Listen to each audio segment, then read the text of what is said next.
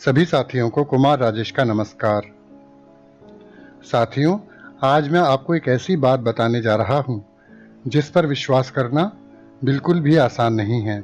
लेकिन यह बात मैं अपने मन से नहीं कह रहा हूँ। जो पुराणों में लिखा है वही आपको बता रहा हूँ। हमारे पुराणों में एक पुराण है गरुड़ पुराण। गरुड़ पुराण में एक संजीवनी विद्या बताई गई है। इसमें एक मंत्र का उल्लेख किया गया है जिसके विषय में कहा जाता है कि यदि इस मंत्र को सिद्ध कर लिया जाए तो इस मंत्र की शक्ति से मृत व्यक्ति को भी जीवित किया जा सकता है। गरुड़ पुराण में मृत्यु के बाद के रहस्यों को उजागर करने के अलावा जीवन को बेहतर बनाने के लिए भी नीति और नियम बताए गए हैं। गरुड़ पुराण में ही मृत व्यक्ति को पुनः जीवित करने के लिए संजीवनी विद्या का भी वर्णन किया गया है। गरुड़ पुराण में स्वर्ग, नरक, पाप पुण्य के अलावा ज्ञान, सदाचार, यज्ञ, तप, नीति नियम और धर्म की बातों का भी उल्लेख किया गया है। इस महापुराण के अनुसार संजीवनी विद्या के प्रयोग से मृत व्यक्ति को भी जीवित किया जा सकता है। ऐसा उल्लेख किया गया है कि दैत्य गुरु शुक्राचार्य जी के पास संजीवनी विद्या है और इसी विद्या का उपयोग करके उन्होंने कई दैत्यों को पुनर्जीवित किया था। इसी मंत्र का उल्लेख गरुड़ पुराण में किया गया है। मैं आपको बताता हूँ यह मंत्र क्या है। यह मंत्र है यक्षी ओम ऊम स्वाहा। इसी मंत्र को गरुड़ पुराण में संजीवनी मंत्र के रूप में बताया गया है। लेकिन इस मंत्र का प्रयोग इतनी आसानी से नहीं हो जाता। पहले इस मंत्र को सिद्ध करना पड़ता है। जिस व्यक्ति को यह मंत्र सिद्ध हो जाता है वही इस मंत्र का उपयोग सटीक तरीके से कर सकता है और इसे सिद्ध करने की प्रक्रिया अत्यंत जटिल होती है।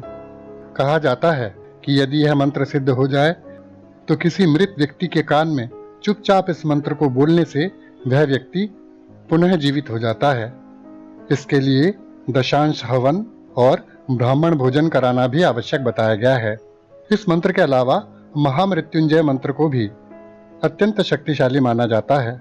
महामृत्युंजय मंत्र का उल्लेख शिव पुराण में है। इसके अलावा ऋग्वेद और यजुर्वेद में भी महामृत्युंजय मंत्र की महिमा का गुणगान किया गया है। कहा जाता है कि यदि कोई व्यक्ति मरणासन्न है या डॉक्टर ने हाथ टेक दिए हैं तो इस अवस्था में महामृत्युंजय मंत्र को सिद्ध करके इसका जाप कराया जाए तो मृत्यु टल जाती है। ऋषि मार्कंडेय ने महामृत्युंजय मंत्र के बल पर अपने प्राणों की रक्षा की थी और यमराज को खाली हाथ यमलोक लौटना पड़ा था। यह भी मान्यता है कि दैत्य गुरु शुक्राचार्य ने रक्त बीज को महामृत्युंजय सिद्धि प्रदान की थी, जिससे युद्ध भूमि में उसके रक्त की बूंद गिरने मात्र से उसी के समान संपूर्ण देह वाला राक्षस उत्पन्न हो जाता था।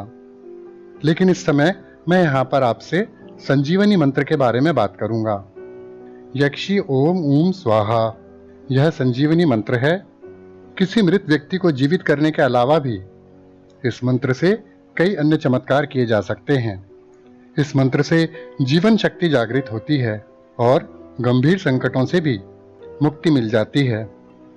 यह संजीवनी मंत्र सर्पदोष, भय, काले जादू, शत्रु बाधा और अकाल मृत्यु से भी रक्षा करता है।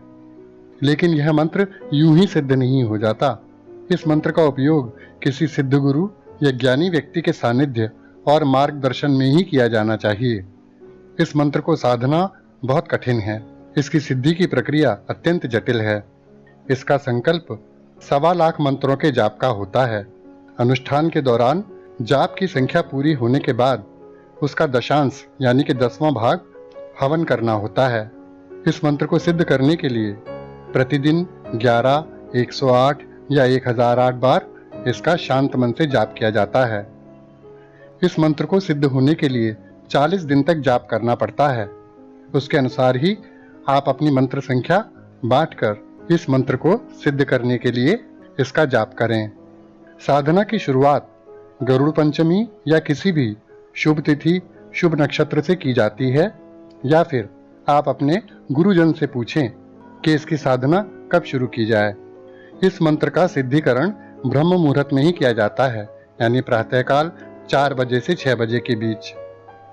इस मंत्र को सिद्ध करने के लिए जिस स्थान पर बैठा जाए वह स्थान एकांतमय हो शांत हो और पवित्र हो। प्रातःकाल स्नान करके भगवान विष्णु और गरुड़ जी की मूर्ति के सामने बैठा जाता है। मूर्ति ना हो तो चित्र के सामने बैठ सकते हैं। धूप दीप जलाकर अपनी मनोकामना कहते हुए जाप का संकल्प लिया जाता है। जाप के लिए तुलसी या रुद्राक्ष की माला का उपयोग किया जाता है। जब तक यह मंत्र सिद्ध नहीं हो जाता तब तक ब्रह्मचर्य का पालन करना पड़ता है और सात्विक भोजन करना पड़ता है। अगर कोई त्रुटि हो जाए तो 1.25 लाख मंत्रों का जाप शुरुआत से पुनः करना पड़ता है। गरुड़ पुराण में बताया गया है कि इस तरह के गुप्त और गूढ़ मंत्रों का प्रयोग और उनकी सिद्धि हमेशा किसी योग्य गुरु या जानकार व्यक्ति के सानिध्य में ही करना चाहिए। योग्य गुरु या जानकार व्यक्ति के सानिध्य में करने से ही अभीष्ट सिद्धि प्राप्त होती है। सामान्यतः अपने संकटों को दूर करने के लिए आप इस मंत्र का जाप 108 बार प्रतिदिन कर सकते हैं, जिससे जीवन की नकारात्मकता दूर हो जाएगी, भय समाप्त हो जाएंगे और आपकी जीवन शक्ति जागृत होगी। मैं इस मंत्र के शब्दों का अर्थ भी आपको बता देता हूँ। जैसा कि मैंने आपको बताया, यह मंत्र है यक्षी ओम ऊम स्वाहा। यक्षी, यह शब्द अलौकिक शक्तियों, प्रकृति की ऊर्जा और यक्ष कुल की देवियों जो धन और तंत्र मंत्र की रक्षक मानी जाती हैं, उनको संबोधित करता है। गरुड़ संजीवनी के संदर्भ में यह ब्रह्मांड की गुप्त प्राण शक्ति को प्रकट करता है। इसके बाद आता है ओम।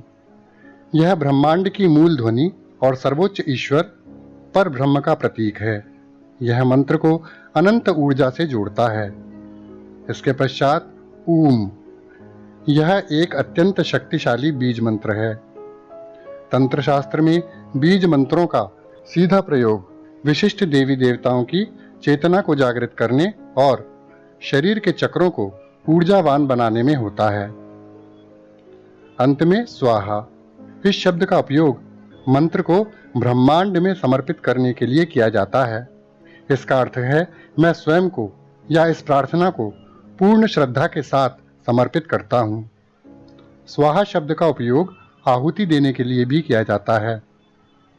गरुड़ संजीवनी मंत्र का प्रयोग विषैले जीवों के भय, सर्प विष और सर्प दोषों के प्रभाव को कम करने के लिए भी किया जाता है। इस मंत्र की शक्ति से काले जादू, शत्रु बाधा, बुरी नजर और ऊपरी हवाओं के प्रभाव को नष्ट किया जाता है। इस संजीवनी विद्या से साधक के भीतर जीवनी शक्ति का संचार होता है, जिससे गंभीर रोगों और अकाल मृत्यु के योगों से रक्षा होती है।